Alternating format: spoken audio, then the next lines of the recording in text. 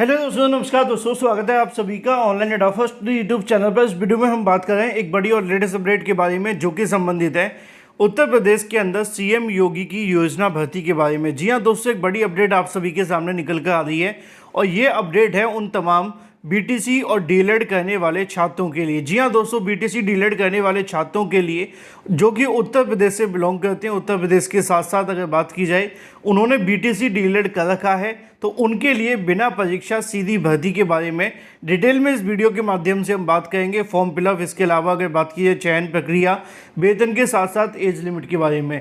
Channel को subscribe करके bell icon को दबा लें और वीडियो को लाइक कर दें, जिससे कि आपको रियल ऑथेंटिक जानकारी ऑनलाइन अड्डा फॉर स्टडी यूट्यूब चैनल के माध्यम से मिलती रहे। सीधे शुरुआत करते हैं मुद्दे की। जैसा कि दोस्तों आप जानते हैं कि बीटीसी डीएलएड करने वाले अभ्यर्थियों को हमेशा कहीं ना कहीं अपने आप से एक शिकायत रहती है। क्यों रहती है? उसकी वजह है कि उन्होंने बीटीसी डीएलएड आखिर क्यों किया, है ना। ज़्यादातर अभ्यर्थियों को शिकायत अपने आप हो जाती है। जब वो कर रहे होते हैं तब तो लगता है कि ठीक है, लेकिन करने के बाद में शिकायत हो जाती है। उसकी वजह क्या रहती है? उसकी वजह ये रहती है कि इनके लिए भर्तियां नहीं आ पाती हैं, या यूं कहें कि एक दो मौके हैं, वो मौके भी इनको मिलते नहीं है। तो उसकी वजह से जीवन कहीं ना कहीं काफ़ी ज़्यादा संघर्षशील देखने के लिए मिलता है। जैसे कि बीएड हो या बीटीसी, यहाँ पे दोनों के लिए सेम समस्या है। लेकिन बीएड के पास में कुछ मौके होने की वजह से कहीं चांसेस मिल जाते हैं, लेकिन बीटीसी के लिए तो वो बिल्कुल भी मौजूद नहीं होते हैं। अब अगर मैं बात करूँ मौक़ों के बारे में, क्योंकि आप जानते हैं बीटीसी डीएलएड के लिए जो प्राइमरी की यूपी में भर्ती आती है उसमें पदों की संख्या बहुत ज़्यादा होती है, इस बात में कोई संशय नहीं है। लेकिन दिक्कत यह है कि जब भर्ती 7 साल के बाद 8 साल के बाद आए तो वो पदों की संख्या ज़्यादा होना तो बेनिफिट होता है, लेकिन कहीं ना कहीं उतना बेनिफिट नहीं मिल पाता जो रेगुलर भर्ती के माध्यम से भर्ती होती है। जैसे कि बिहार में है, आप देख रहे हैं कि पिछले कई सालों से लगातार भर्तियों के विज्ञापन जारी किए जा रहे हैं, लेकिन यूपी है जहाँ पर सूखा पड़ा हुआ है। अब हम बात कर रहे थे आप सभी के लिए, तो बीएड और बीटीसी के लिए दो कंपैरिजन हमेशा देखने के लिए मिलते हैं। जैसे कि बीएड की हम बात करें तो पहले उनको प्राइमरी में मौका मिलता था 1 to 5 में, अब वो हटा दिया गया सुप्रीम कोर्ट के कहने पर, है ना। लेकिन वर्तमान में उनके पास में 6 to 8 की भर्ती होती है ना। इसके अलावा 9th और 10th यानी कि जो आपकी टीजीटी होती है, 11th और 12th जो आपकी पीजीटी होती है, खंड शिक्षा अधिकारी, इनमें पदों की संख्या कम होती है, नो डाउट, लेकिन ये मौके होते हैं। अपने राज्य के अंदर भी होते हैं, कुछ अदर स्टेट के अंदर भी देखने के लिए मिलते हैं। लेकिन अगर बात की जाए बीटीसी डीएलएड के लिए, तो यहाँ पे जो भर्ती है वो निकाली नहीं जाती। प्राथमिक की अगर बात की जाए तो वहाँ पे भर्ती भी नहीं आ रही है, और प्राथमिक के अलावा इनके पास कोई दूसरा मौका होता नहीं है। 6 to 8 में बीएड और बीटीसी दोनों के पास मौका है, लेकिन उसमें भर्ती नहीं आती है ना। तो समस्या दोनों तरफ से जुड़ी हुई है। अब मुद्दा ये था कि जो बीएड करने वाले अभ्यर्थी होते हैं उनके लिए थोड़ा पॉजिटिव रहता है कि अगर वो चाहे तो किसी भी प्राइवेट स्कूल के अंदर नौकरी या पढ़ाने के लिए आवेदन कर सकते हैं, उनको रख लिया जाता है। क्योंकि ऐसा माना जाता है कि जो बीएड की माना जाने की आवश्यकता नहीं है, थोड़ा बीएड सीनियर डिग्री होती है डीएलएड से, इस बात में कोई संशय नहीं है। क्योंकि जो बीएड वाले अभ्यर्थी हैं वो 6 to 8 से लेकर के अगर बात की जाए आप सभी के लिए 12th तक पढ़ा लेते हैं, है ना। तो सीनियर तो है ही है, तो कह सकते हैं कि वो ज़्यादा कहीं ना कहीं नॉलेजेबल मान करके उनको जो प्राइवेट विद्यालय होते हैं वो भी उनको प्रेफर करते हैं। लेकिन बीटीसी डीएलएड वालों को ज़्यादातर लोग रखते नहीं हैं। उसकी वजह क्या रहती है? क्योंकि बीटीसी डीएलएड की जो योग्यता होती है वो 1 से लेकर के 8वीं क्लास तक की होती है ना। अब 1 से 8वीं क्लास तक में तो ज़्यादातर कह सकते हैं कि बीटीसी डीएलएड को रखने की आवश्यकता उनको पड़ती नहीं है, और बहुत कम ऐसे होते हैं कि प्राइवेट में उनको रखा भी जाए। रख लेते हैं, ऐसा नहीं कि बिल्कुल नहीं, लेकिन बीएड के मुकाबले कम है, जो मेरा कहने का तात्पर्य है। लेकिन अब अच्छी खबर यह है उन बीटीसी डीएलएड करने वाले अभ्यर्थियों के लिए सीएम योगी के माध्यम से एक नई योजना लाई गई है। जी हाँ दोस्तों, वैसे तो आप जानते हैं बीटीसी डीएलएड के लिए सबसे बड़ी जो संजीवन बूटी है वो प्राथमिक शिक्षक भर्ती है, जो कि उनका बेड़ा पार कर सकती है, उनके जीवन का एक उद्देश्य जो उसको सफल बना सकती है। लेकिन अब सरकार के माध्यम से लाई जाने वाली योजना के अंदर जो चीज़ है वो थोड़ी सी डिफरेंट है। लेकिन यस, बीटीसी और डीएलएड करने वाले अभ्यर्थियों के लिए पहली बार ऐसी कोई योजना उनकी तरफ से लाई जा रही है।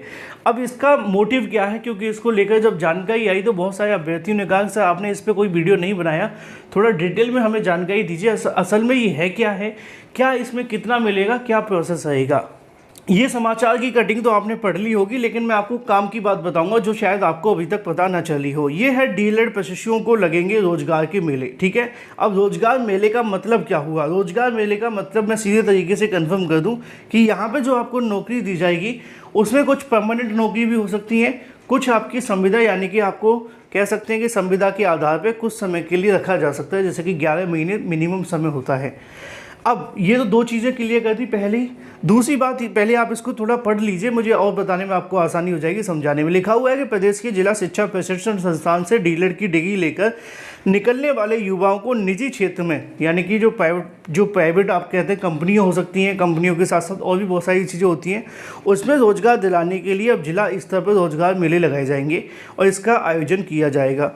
इसमें स्थानीय स्कूल के साथ साथ शिक्षा के क्षेत्र में काम करने वाली संस्थाओं में उद्यमी शामिल किया जाएगा, यानी कि कुछ आपको स्कूलों में भी मौका दिया जाएगा, कहीं पे आपको शिक्षक के रूप में भी रखा जा सकता है, तो कुछ जो शिक्षा से जुड़ी हुई हैं वहाँ पे भी आपको कहीं ना कहीं जोड़ा जाएगा, ताकि ज़्यादा से ज़्यादा युवाओं को रोजगार मिल सके।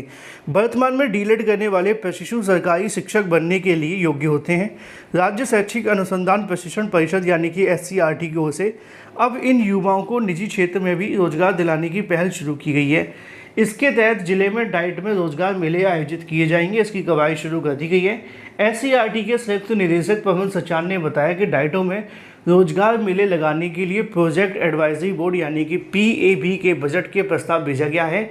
इसके तहत प्रयास होगा कि डीलर जो छात्र हैं उनको ज़्यादा से ज़्यादा प्लेसमेंट मिले और ये जो नया सत्र शुरू होगा 2025-26 में कहीं ना कहीं इसकी शुरुआत कर दी जाएगी।